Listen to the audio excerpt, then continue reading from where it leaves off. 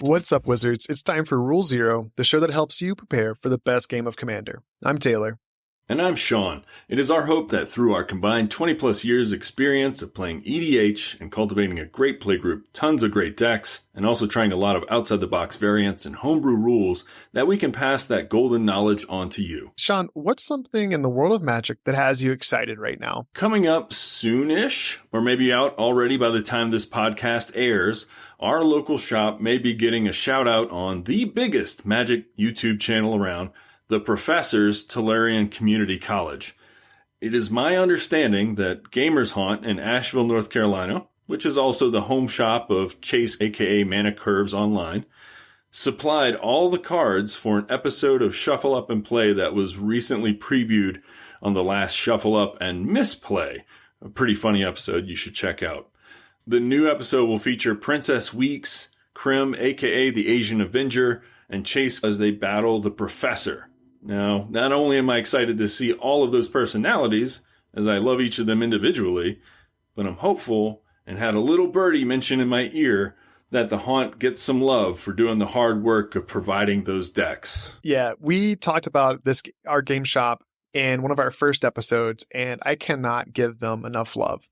They put up with us, they give us a place to play, and when I send them deck lists about every other day, they are so nice, but they're also great people. So they definitely deserve a shout out like that. Shout out to Charlie. He works behind the desk. Just because I've never seen anybody flip through card boxes faster, and it's truly like a wonder of the world type of thing. It's exciting. If you ever get a chance to stop by Asheville, ask Charlie to just flip through some boxes, fetch you a random card.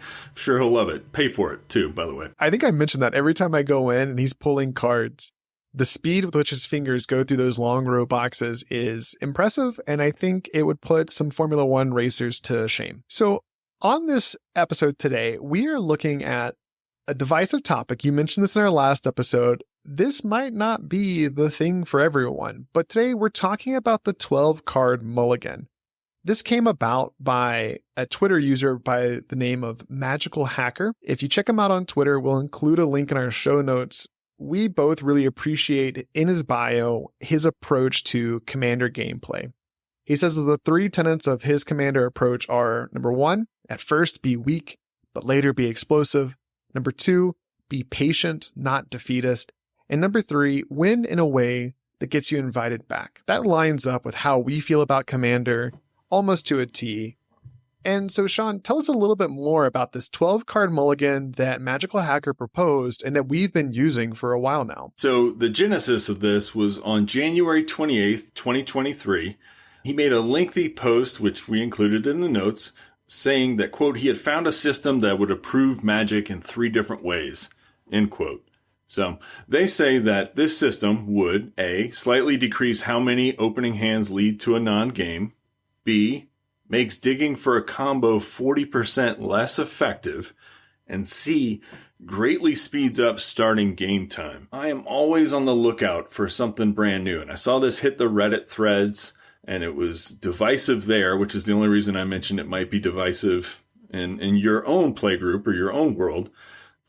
A lot of people have a hard time trying something new, but that is not me. I am always looking for a way to freshen things up after 10 some odd years, maybe 13, 14 at this point, to be honest, of playing EDH. And honestly, I don't love lots of mulliganing and shuffling. So even though this is called the 12-card mulligan, it's really just one draw of 12 cards. And once you shuffle, you draw 12, you shuffle 5 back in after you've kind of picked what you wanted. And we just wanted to discuss with you how this has affected us over the past year and some change 3-4 months. I think it's greatly improved our experience. It absolutely has. I think when we look at some of the different iterations of mulliganing that has come around in Magic, this is probably most similar to the partial Paris. And that was the way that mulliganing was done for a long time, where you got to sculpt your hand after you mulliganed.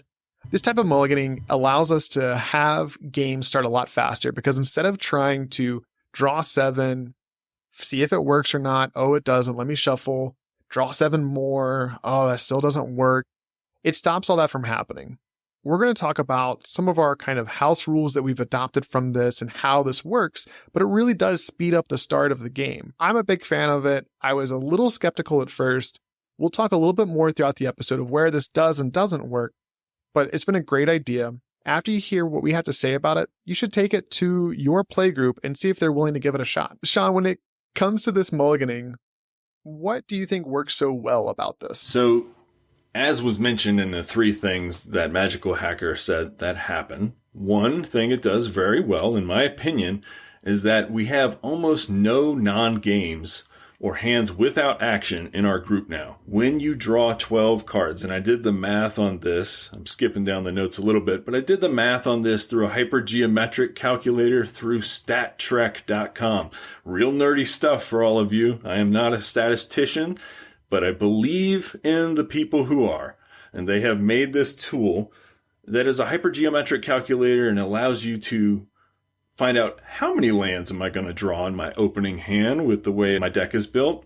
So, if you have 38 lands in your deck, which is kind of a baseline for us, and you draw 7 cards, which is your typical draw, you will draw 3 or more lands in that hand 54.8% of the time. Not bad, and that's why we do recommend to play more lands often, because you'll have a better chance of having every land on your first 3 turns, which is super important. However, with 12 cards drawn, you will pull 3 or more lands in that opening hand 91.2% of the time. 9 out of 10 games, you are going to have at least 3 lands in your opening hand and not have the bad experiences that can come, one of which I think Taylor experienced just last night from that. Yeah, so when we think about how games go, especially in EDH, the first turns are often spent ramping, right? I mentioned the Frank Karsten article in our last episode. I'll put the link to that as well in this episode's show notes. But the best pieces of ramp come in at 2 mana. So that could be your rampant growths. Green and 1, go get a basic land, put it onto the battlefield 10. It could also be your arcane signet. We also see a lot of people playing 3 mana rocks. They're maybe not as ideal on that statistical curve, but they're still really good. Things like your commander's sphere that help to fix you for any color. And so if you can get to 3 lands, you're pretty set to be able to hit any of the ramping that you want to do in a game of Magic. So I'll talk more about this a little bit later on, but in a game that I played last night, a player sat down to our pod. We were doing the 12-card mulligan in other games. Because this person was new, I tried to explain what the 12-card mulligan was. They said, no, I think I'd rather just stick to the normal way of playing.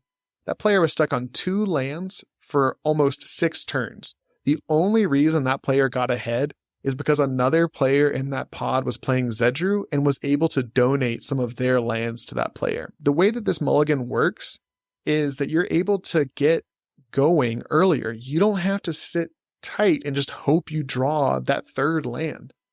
The numbers back it up. And Shawn, I'm so glad that you did the hard math behind the scenes for us. I will take 100% of the credit. So what I will say too is when we talk about non-games or like having those opening rampant growths or maybe a cultivate or a 3 mana rock, drawing 12 cards allows you to also pick spells that are like 2 or 3 mana. Whereas you may draw a 7-card hand that has 3 lands, but it also has like 7 drops in it. I think the sculpting allows for a much, much smoother start to the game in which you have action way earlier than you do in an average, so to speak, EDH game. Yeah, the number of times that any player could reflect back on their games and say, man, that would have been great if I had XYZ.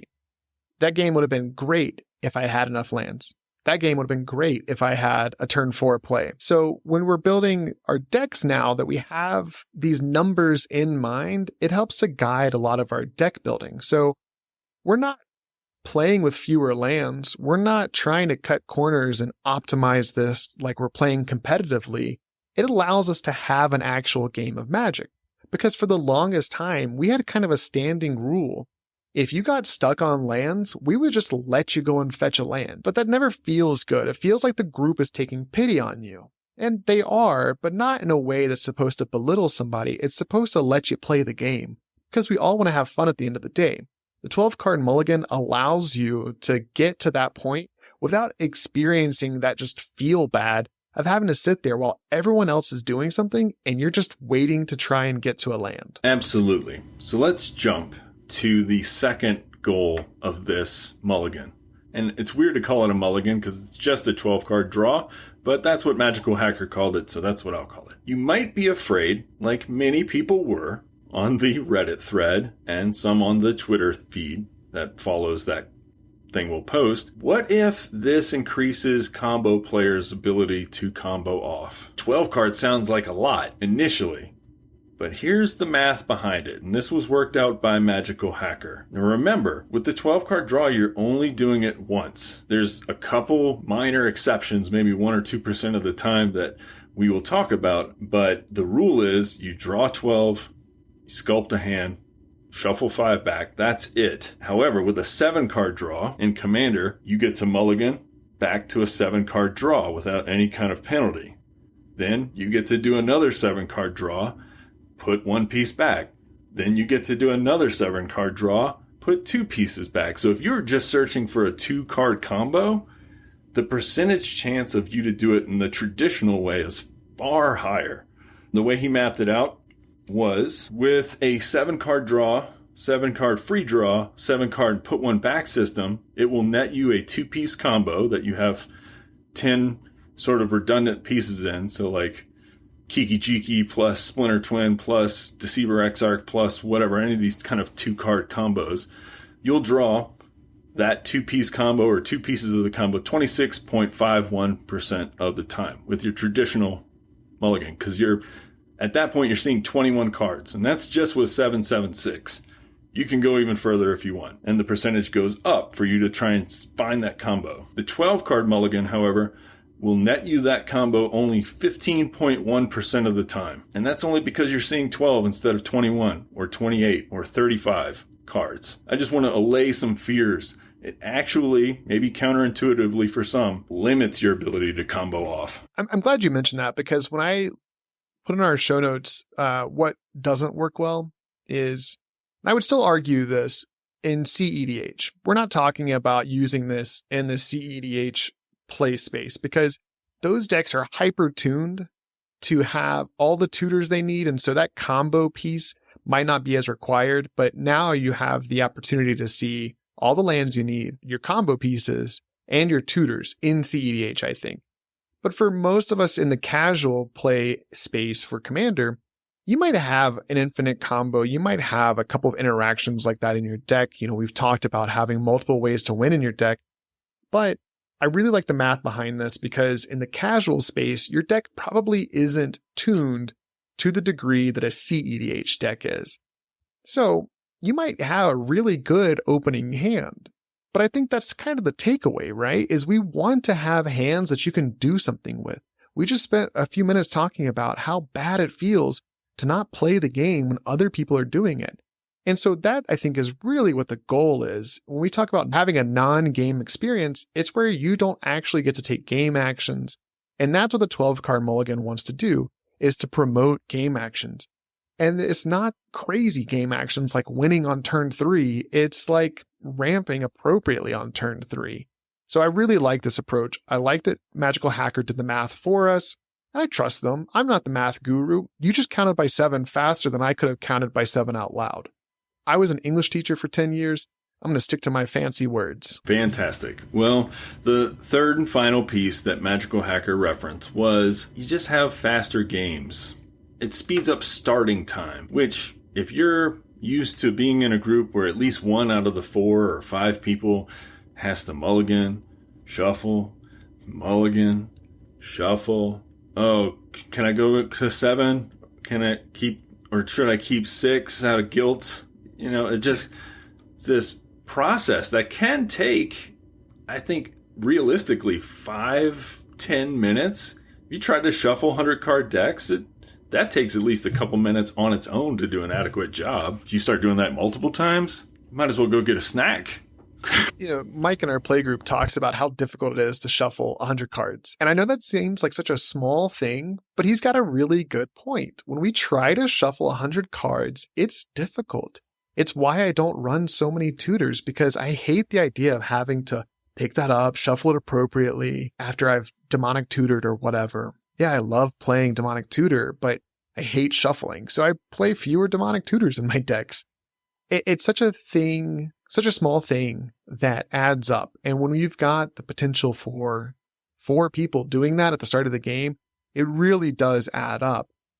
As a playgroup, we just understand that we're doing the draw and we are ready to play a game in less than 3 minutes, tops maybe. And it just helps you get into the action a lot faster because a lot of us have other things we're doing and we only have a limited amount of time to play a game. And so it makes it really easy to jump into a game versus mulliganing, like you mentioned, 3-4 times, whatever it is. And it's purely anecdotal evidence from my part, besides the numbers that we gave you that say, hey, you're going to get 3 lands 91% of the time. But anecdotal evidence and how it speeds up the game. But when I look back over the past year, because we've been playing this almost, I think there's very few games where I've actually done the 7-card draw since this was introduced. Because most people are open to it. And I cannot even really remember any games within the past few months where someone's had to mulligan. And that goes to like one of our exceptions or something that every once in a while in one of these hard and fast type of rules where you're like, this is 12 cards and this is it. Well, we're playing casual too. So what if RNG gods strike? And the RNG god says, you only get 1 land. And you as a playgroup then have to decide, are we going to give blood for the blood RNG god and say, no, you must stay at that 1, die by the sword? Or do you just kind of say, show us your hand, 1 land, great, shovel up, do it again? Because that's where I would rest on it. It's a casual game. We're not competing for trophies. Now, granted, if you introduce this to a new person and they try to do that, I would say, yeah, sure, show the hand first. Not just allow them to be like, I definitely don't have any lands in this hand while they're digging for combo type of thing. We are so fast about it. I think about the times where we've had to do this again. It doesn't happen very often, but we'll just drop our hands. Oh, I didn't get any lands. And every single person at the table is like, yeah, grab 12 new ones. It's a very quick thing, right? What this does for us is it does 2 things. 1, it speeds up the gameplay like we've mentioned. But 2, I think it also reiterates all of the deck building nuances that we've talked about. If you draw 12 cards and you don't have some semblance of a curve, that might not be a bad note to take back and say, oh, let me work on my mana curve. Let me plug in my deck into something like Moxfield or Architect to actually look at it. And when you do that and you start to look at how your deck's built and you realize, oh, I have way too many 5-drops. That's a good lesson to learn to say, oh, let me scale that back some. Let me eat my veggies. Let me plug in some good ramp sources to make sure I can actually get to the 5-drops I want to play. And the 12-card mulligan, I think, helps you curve out better. And that does some things for all of the players at the table. Not only does it let you be involved in the game, but I think it also lets you interact on a different level. Whereas before, you might not have a good piece of removal or interaction or whatever else. I think when we have the 12-card mulligan, it allows you to make choices for that game that you want to play. Oh, I need a disenchant effect in my hand. Or, oh, I would like to have a counterspell, or whatever the case might be. It allows you to kind of eat your veggies there too. And it checks you a little bit. We talked about the math and how it holds you back from getting those 2-piece combos, but it allows you also to be a better player. And it forces you to make choices. Am I going to go the super greedy route where I have the most aggressive opening possible? Or am I going to take the more responsible route where I have a piece of interaction, a piece of ramp, a piece of card draw, whatever? And getting to make those choices will dictate the type of game you're about to play. So maybe you do want to have a super greedy game, but be prepared because other people might have kept that piece of interaction and they might destroy that enchantment that's allowing you to go crazy. So those are my 2 cents on what I think this does really well for us as deck builders, is it allows us to look at our game plan and solidify what we want to do. I'm glad you brought that up because I'm thinking back to a lot of the hands that I keep. And I almost always now, with the 12-card draw instead of with a 7, where you just have to shoot, you just keep it. right? It's just like, well, I'm stuck with this. I have lands, I have a couple spells. Great, let's see how it plays out. But with the 12 card draw, you do get to sculpt what you're playing as well. Let's say you have, 20% of your deck is 2 drops or something like that. You kind of know your curve. Well, you can use the hypergeometric calculator or something like that to figure out how many hands of 12 am I going to pull a 2-drop in, But I remember looking back, like there's plenty of times where I've had an opening hand, I get my 3 lands out, and then I'm like looking at the other 4 cards I want to keep, and I'm like, let me keep a card draw. Let me keep a Swords to Plowshare. Let me keep one big spell that I can kind of work towards, and then one ramp piece. And then I feel like I'm set at that point. Like I have something to do, gets me more cards, I can interact on some level. It just feels good. And I think that's what this 12 card draw gives you is agency. Because as much as we might joke about the RNG gods, the random number generators, and how that affects, it feels bad to play a game where you're not doing what it is that you want to do. We spend all of this time building our decks and we want to see them pop off. We want to see them be explosive. We want to see them do their thing. But if you don't get the opportunity to do that, it makes it not so fun. And maybe we are nerds about this, looking at the math. No, we are nerds about this, looking at the math, looking at the stats on this. But I think that that's a really interesting kind of task maybe to take about it. So if you're playing a deck and it might not be operating the way you want it to, or it might be struggling and it's not necessarily doing the thing you thought it would be able to do, this kind of tells us, go back and check it. Look at the stats behind it. See, did you have enough ramp to get to it? Did you play it the right way? Goldfish it at home, meaning play against yourself. Just play out the cards on your desk, on a table, whatever, and see how this deck operates. And if you actually take all that and you go back to the drawing board and you reevaluate your deck, I think you'll find a lot of success. So this 12 card mulligan not only speeds up gameplay from the sense of it helps us to accelerate the mulliganing process, it also speeds up gameplay in the sense of my deck is going to operate better if I take that knowledge I gain about my deck back to the drawing board, if I take it back to my deck building website of choice, and I start to fine tune my deck.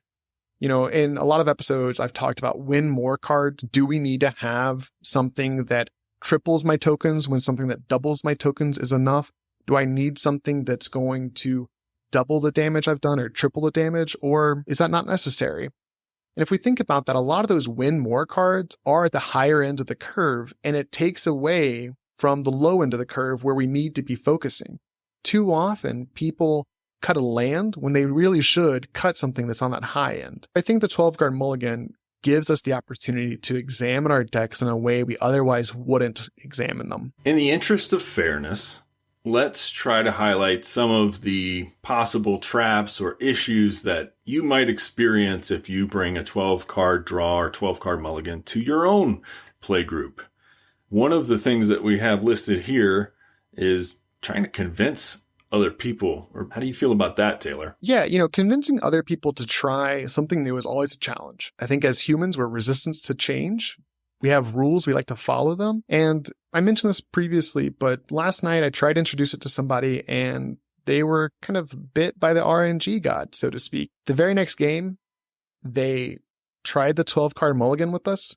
And they said, I was afraid I wasn't going to draw any lands. And within the last 5 cards, they drew 3 lands. And I think that as anecdotes go, that's the best anecdote I can find to back up the math. So you proposing that, showing us a math, it came really true in this scenario. But you're the one who introduced us to this idea. Can you recall how we reacted to it in the beginning? So our most competitive and most veteran player, Mike, immediately grokked onto it. I think he probably tested it at home. Who knows? He's a very meticulous sort of player. He's the one that only plays Perforos and plays Vintage and has actually done very well in Vintage play in the past. But for him, time is always of the essence. Getting more games in, having a smoother hand. Like, he saw it right from the get-go. So he jumped in immediately. And I think that most of the players in the group, and I can't speak for you, Taylor, but I think most of the players were totally down to try it, maybe a little more skeptical in parts. Maybe just like, oh, we'll try it once, a novelty. But I think it wound up sticking. And we've had random strangers sometimes, or people that we know a little bit, or acquaintances at the shop are like, oh, this is the group that does the 12-card draw. Somehow it's been passing on, which is great. Yeah, Jude and I will play at F&M, and we try and spread the gospel of the 12-card draw to every group. And for the most part, people are really open to it. And at first they seem skeptical, but when they see how you get to sculpt your hand a little bit and have a smoother start, they latch on to it. And so now when I sit down with those same people again, they'll say, hey, are we doing the 12-card draw? And I'll say, yes, we are. One person that I play with at F&M kind of regularly mentioned that it can cause a little bit of decision paralysis. And I totally get that. And I think us talking to that is a good thing because it can be difficult. I think this is where the 12-card mulligan can kind of slow things down. And this might belong in the what doesn't work well section is you draw 12 cards and you've got 12 amazing cards. You've got great land choices. You've got great spell choices. How do you know what to pick? Shawn, you spoke to it a little bit. You are choosing some card draw, maybe a piece of interaction. What do you think? When we draw 12 amazing cards, what's your advice to maybe combat that decision paralysis? Absolutely. I'm so glad that you brought this up. In playing 1v1 with my wife, I've noticed this quite a bit. She's less familiar with Magic. She doesn't build the decks. She's happy to play them with me, but she does have a little bit of this decisional paralysis of like, oh, what am I picking? She's totally fine with it, is happy with it. But for your practice at home, when you're doing this 12-card draw, I say first you look at what does my commander want to do? If you're looking at something like Judith, which we just introduced, you probably want to have a piece of mana ramp. You want to have maybe one top-end burn spell or something that might clear the board because you know that Judith is going to be slower and she needs to get out. So the board might be clogged up by the time she even presents herself. So maybe an Electrickery or something like that could help clear the board once by the time you get to the point where you're casting her. I would say always have a piece of mana ramp, a piece of card draw, a piece of interaction, and one killer spell. One spell that you really want to play, that you look forward to playing. So that's how I would run it. And the interaction could be removal, counterspell, whatever type of deck you're running. And I think this is why the 8x8 method that we talked about so long ago is really great, because the percentage chance of you pulling one of each of those 8 categories is a lot higher in a 12-card hand. So you can kind of pick and choose. Instead of getting 2 card draw spells, now you can pick which one you want to keep, which one's a little bit more efficient, whatever. And it just makes for a more fun experience overall. So that would be my advice. What about you? What do you think? Yeah, I like that you said that you need to figure out what your commander's doing. What does your commander ask you to do as a player? And I think that's my 2 cents right there. It's really tempting to go towards those awesome top-end spells like you mentioned. And I think that's the problem, is that too often when we draw those 12 and we want to live in this most perfect of all worlds and get to play all of those really cool spells, that's where the decision paralysis sets in. Oh, which one of these great things do I want to do? My friend, if you have built your deck as you should and you've got good card draw in there, you're going to get to one of those spells. So I think I would be more likely to push back into my deck one of those top-end spells to hold an extra piece of ramp, to hold an extra card draw spell. That's my thought when it comes to sculpting your hand, is it's okay to wait and be patient. So like Magical Hacker tells us to be patient, not defeatist. You'll get to those cool spells. You'll get the opportunity to see your deck do its thing if you've spent the time building it correctly. And I think personally, as a member of my playgroup, you know this, I build new decks constantly, and it's a problem because I annoy the group with links to Moxfield pages or whatever, where I'm like, oh, look at this new thing I'm working on. And if I step back and I think about the 12-card mulligan and how I can take that thought process that we've talked about, how it can change our deck building, it might slow me down a little bit and really fine-tune some of these decks I really want to play. I build a lot of new decks, I play a lot of new decks, and I take them apart pretty quickly. I like that. My ADHD brain loves the novelty of a new deck to get to play, but as a deck builder and now a content creator, I think I owe it to myself to do the fine tuning. you shouldn't have decision paralysis if you've built your deck and you're patient with how it should operate. Yeah, this goes back to that thing we talked about in an earlier episode about deck building is a long-term process.